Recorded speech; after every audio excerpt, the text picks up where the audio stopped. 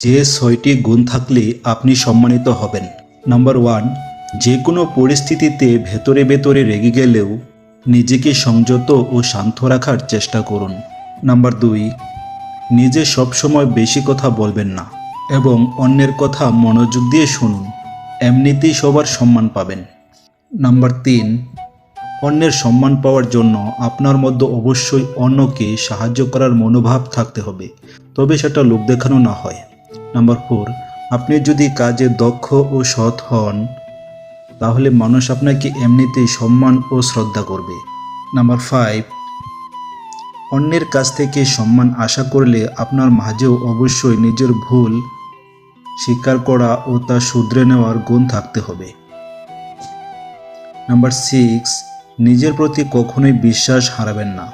কোনো কাজে ভুল করলে তার জন্য হতাশ না হয়ে খুব আত্মবিশ্বাসের সঙ্গে দ্রুত তার সমাধান করার চেষ্টা করুন।